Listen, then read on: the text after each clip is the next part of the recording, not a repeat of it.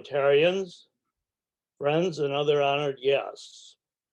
It's my honor to introduce to the club our granddaughter, Olivia Apps.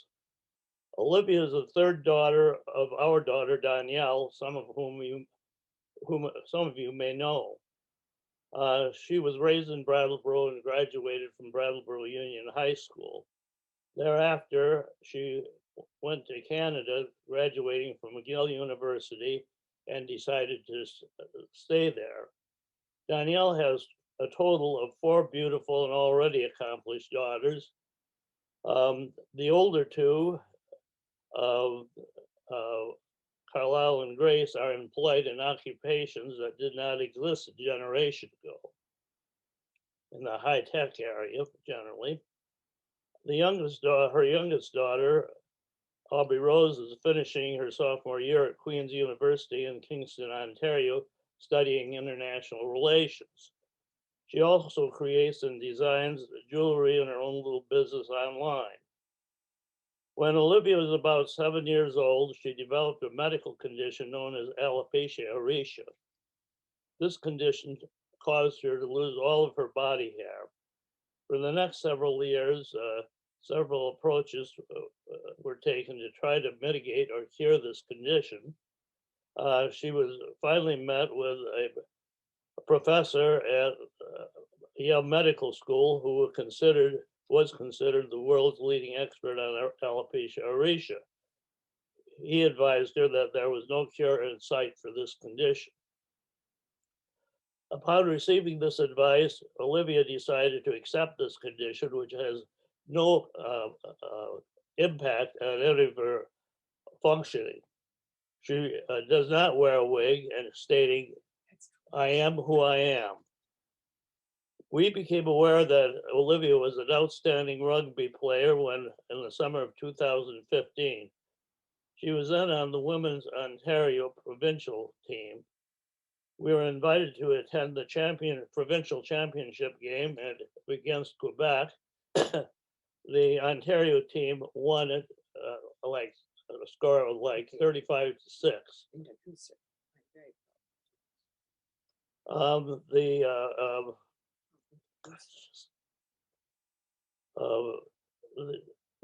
any event, after her senior year in high school, she was invited to participate as a result of several other events that occurred with the Canadian women's rugby Olympic rugby team, which has just won the bronze medal in 2016.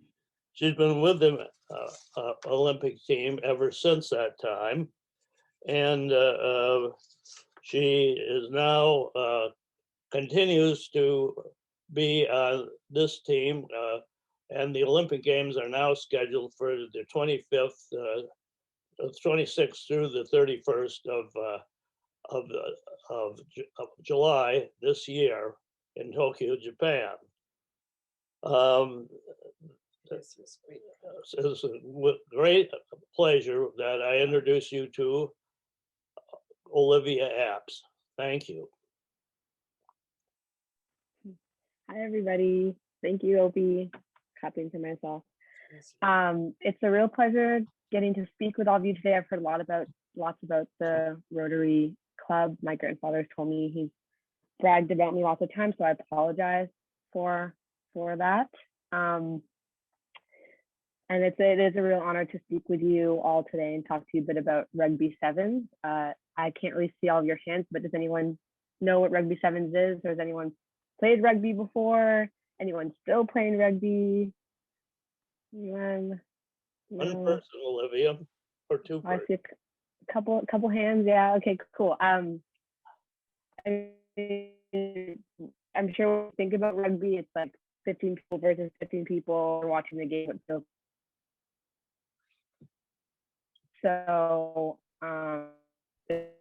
excited, 7 people versus 7. And you have the same size field, so it's a lot of running around, and the games are only 14 minutes long, so we have 7 minute half. This is super exciting to watch if you're interested in getting into rugby for a couple of reasons. First is that usually we play 3 games a day. So if you would watch a tournament, you would watch probably around 12 games from around the world. Like 12 different teams compete against each other. And those include some of the best in the world, like New Zealand, South Africa, Australia, England, and we like to think Canada is up there as well. So I've been playing rugby 7 since I was 17 years old. And I think my grandfather gave you a bit of a backstory. Long story short, I played provincial and then I got selected to play in the national team after high school. And for lots of you that probably are wondering, do I have a job on the side? Do I go to school? Rugby is actually my full-time job. We are lucky enough as national team athletes to get paid to play the sport. And especially since it's an Olympic sport, we get funding from Sport Canada and other Olympic funding programs. So there's 21 of us that are centralized in Victoria, BC, where we have our own training facility and our own field and our own resources to train full-time 5 days a week and get paid to be there, which is a really great opportunity. So that's kind of how it works. And when I was on the national team, it was kind of a question between going to school for 4 years or my living out west. And that's what I did, but I've actually been able to take school on the side. So it's not like my whole life is on hold. I can kind of take courses as well as play rugby. So that's a little bit about the program. I was going to give you guys a bit of a rundown of what our competition actually looks like. And just for those of you that aren't aware of rugby, what it is a contact sport. All we wear is a mouth guard and cleats, and some people wear shoulder pads if they want to, but no plastic shoulder pads, just like the foam ones. And basically you run forwards, you pass the ball backwards, and you hope to touch the ball down in the try zone or the end zone. It looks very similar to football, but we don't use yard lines. We use meter lines, and there's not a lot of stoppages. It's a very fast moving game. So the 7 people that are on the field are the 7 people. We don't switch for offense or defense. If the ball gets turned over and the other team starts playing, then you're on defense and you make tackles. All tackles are very safe. They're below the waist. If you're wondering, it is a very safe sport compared to football. Less head injuries, but still something that over time World Rugby is trying to make safer. So that's kind of the rundown of the sport. There is 15s, which I'm sure you've watched with New Zealand and the All Blacks and winning that World Cup. That's 15s or rugby union, which is something that I don't play anymore because it's too much contact and the games are too long. So that's rugby. What happens in our tournament is that our season is around 10 months long. So we start our preseason around August, and then our first competition is in October. And our tournaments are all around the world. So usually we have a tournament which is a weekend long, so we'll play 3 games a day. And our first tournament is in last year. It changes all the time, but our US tournament is in Glendale, Colorado. And then from there, we would come back to training. We would train for about 6 weeks, and then we'd travel to Dubai and have a tournament there. And then straight from Dubai, we would go to South Africa and then play another tournament. And then we'd usually get a Christmas break. And then we'd come back in January and we'd travel to Australia and New Zealand, play 2 tournaments back to back there, come back home, and then we'd go back out to go to Hong Kong. Usually that would be the plan. This time is always kind of changing. It could be Hong Kong, it could be Singapore. It kind of depends.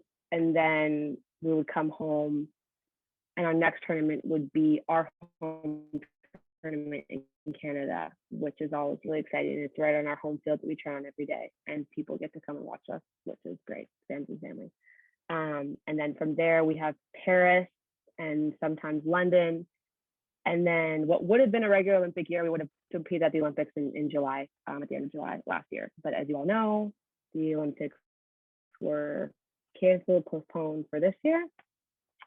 So I'm going to tell you guys a bit about what that Olympic year looked like for us. I mean, I'm sure all of you have experienced a lot of changes in your lives over the past 14 months. I feel like 2020 has been like one long year, and I don't really know when it stops and when it's gonna change, but we experienced some changes. I mean, everything was normal for our tournament. We were competing, ready for an Olympic year, and then very suddenly, I think our team found out within minutes, or maybe just after the whole public found out, that Team Canada was pulling out of the Olympic Games, which sounds like not a surprise, but for us, we were kind of still in the mindset of no matter what, the Olympics will go ahead. And then to find out that Team Canada has decided to not send athletes to the Olympics was a massive letdown.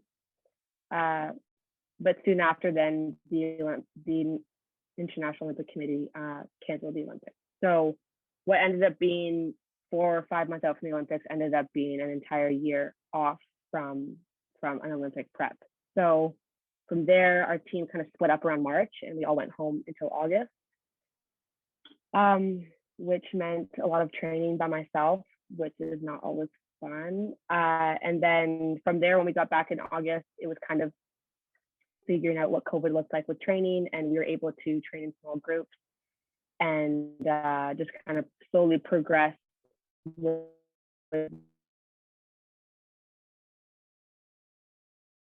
we actually had our first competition back in like 14 months. Just this past April, we were in Dubai and we came first.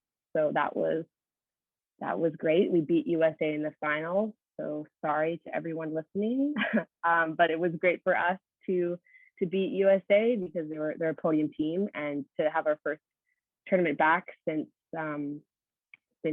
before COVID. That was really great. And yeah, then we trained in Dubai for a month, and now we're back home, just in quarantine still. As you can see, I'm in a hotel room, and we're hoping to prepare for one last tournament, maybe in LA before the Olympic Games.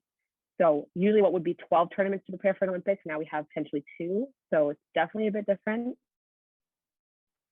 But at the end of the day, I just hope that the Olympic Games are safe and we can go along with them and still compete.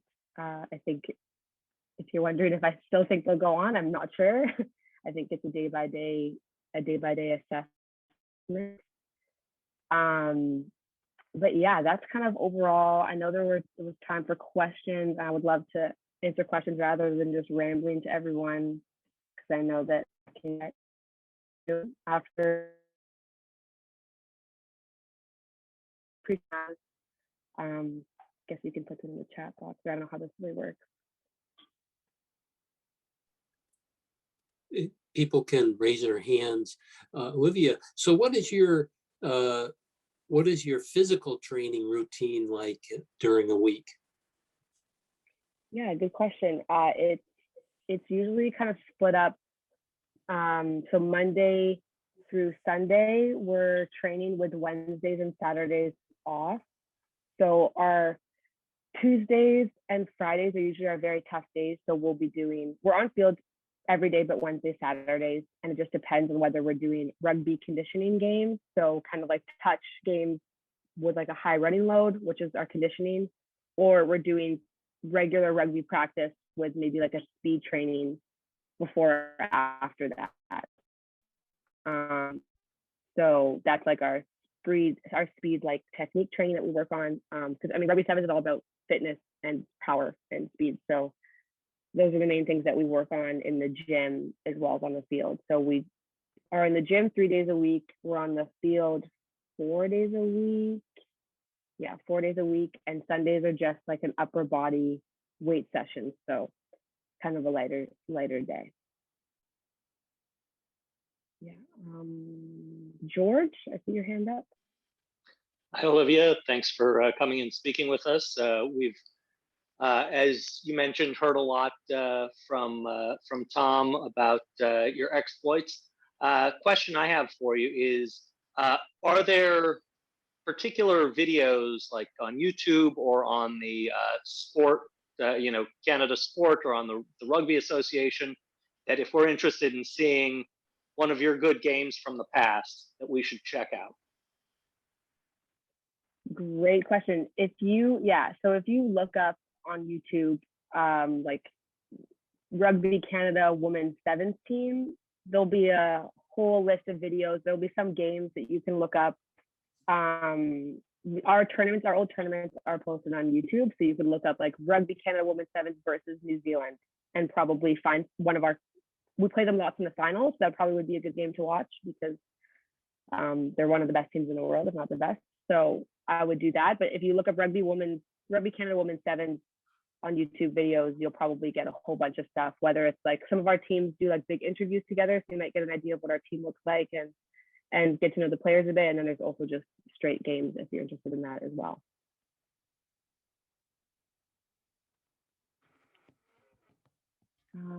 I have a question in the chat. When you travel for competition, do you have an opportunity to tour the country you are in? And when does a typical player age out of competition? Okay, so yeah, so usually when we travel for a competition, we go a week before, and we are there to play rugby. So our time off is usually set to like recovery, using the ice baths or like laying low because we want to make sure our bodies are in the right place for game day on Saturday. So usually we'll get a day off in between and we'll be able to explore. Like when we were in Dubai, we were able to go into the desert and ride some camels or just like enjoy kind of like a Dubai feast in the desert, which was really fun. There's also the water park in Dubai, which is cool. We've been to before. So there's definitely opportunities to experience the country, but not to like a huge extent, just because our time off is very valuable and we don't get a lot of it. When does a typical player age out of competition? We have players on our team as old as 35. That's our oldest player, and I feel like she's still getting better. So it's really hard to say. I think it kind of depends on how your body's doing because it is a contact sport. But I would say that around like 30, maybe 32, our captain is 32 years old.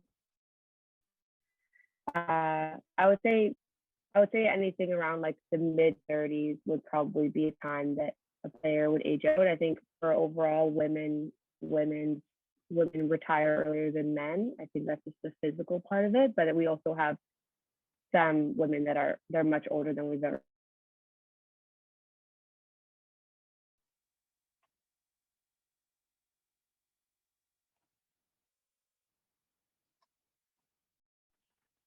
Oh, I think it just kicked me out for a second.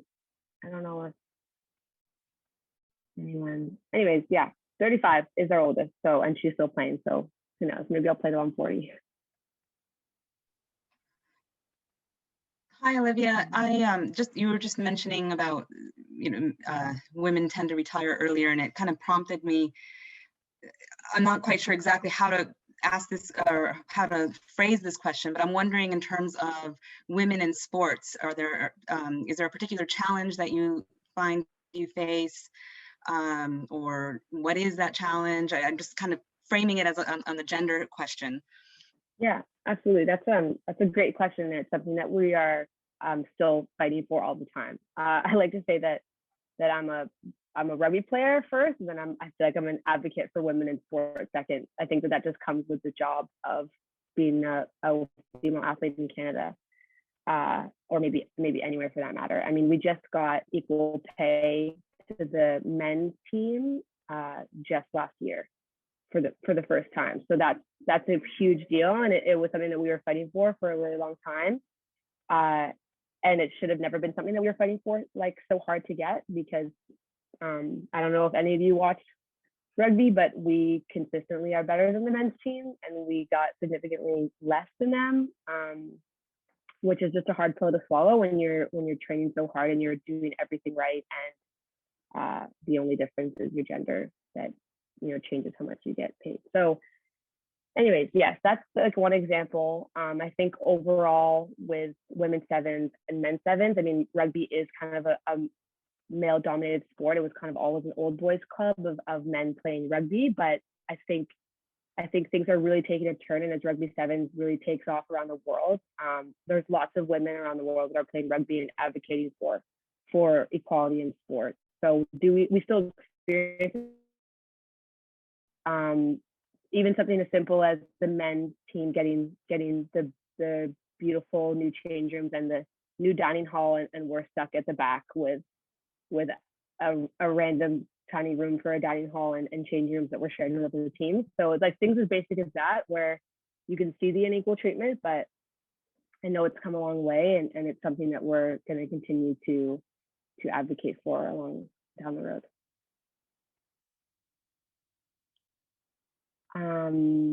Another question in the chat: which country do you see as your biggest competition in the upcoming Olympics?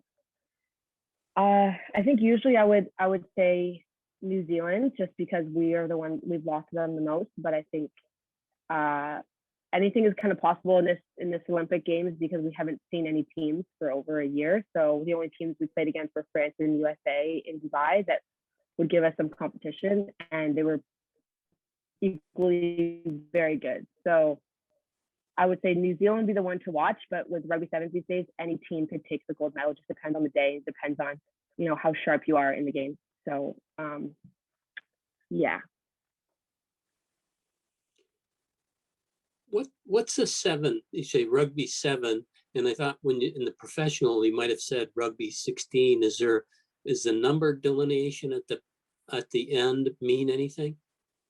Yeah, so rugby 15s, or like that's what regular rugby or traditional rugby is. Rugby 15s, which is 15 people aside playing against each other, and then rugby sevens is just 7 people aside playing against each other. Okay. Another question in the chat: what are your plans post rugby? Great question. I don't have a full answer. I am taking my Bachelor of Science on the side to hopefully become a naturopathic doctor once I'm done playing rugby. That is the ideal scenario.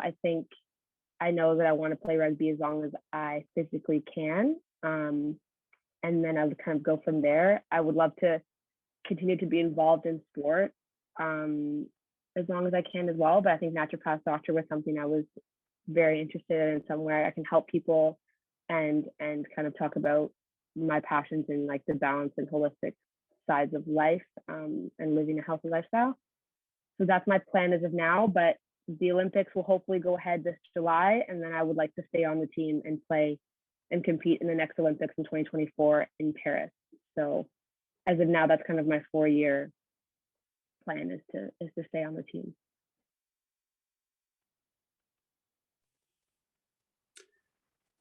What's the youth development? Like in the US, we have different teams and they start grade school or up. Up in Canada, is rugby mostly in the metro areas, and does it go down to what age do the teams start to develop? Yeah, rugby is, I feel like it's still such a new sport, at least for rugby sevens. I think when I was in high school, there was the club teams. Well, that's like your local area, and they had teams as low as U14, so anything under 14. For the male side, I think they went as low as like under 8, and it was just like a touch game. The women's side in my area didn't have any development for women lower than 16, I think. So that's kind of how it is. I mean, I would say rugby is actually pretty prevalent in like the more rural areas. Like I know Alberta and Saskatchewan, especially the rural areas, it's like a big sport, whereas compared to I think like Toronto or more bigger cities, it's like hockey or lacrosse are still predominantly the sports that kids play at a younger age. So I think that's kind of the main push right now to continue growing the sport, is to have younger and younger kids playing. Because you look at teams like New Zealand, and they have kids holding a rugby ball before they can walk, which obviously we like to get to that point. But the younger we can get women and men involved in sport at a young age would be great. So right now there's club level, U16, U14, and then when you get to the provincial side, I think the lowest is U16. Yeah.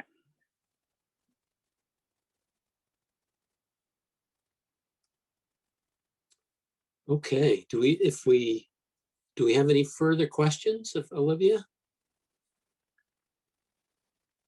If not, that was a great presentation. We really appreciate taking your time out of your busy day for us folks who Yeah, don't have a lot of thank exposure you. to it. Thank you very much. Yeah, thank you very much for having me. And feel free to check out our next game, hopefully in July at the Olympics, if you're interested. We will. Good luck with that. Thank you very much. We have an informant embedded in our group, Oh yeah, I think I've heard. and we appreciate it. Okay, thank you. Well, Thank you. we'll wrap the meeting up then, and thank you everyone for attending, and have a great day and weekend. Happy day.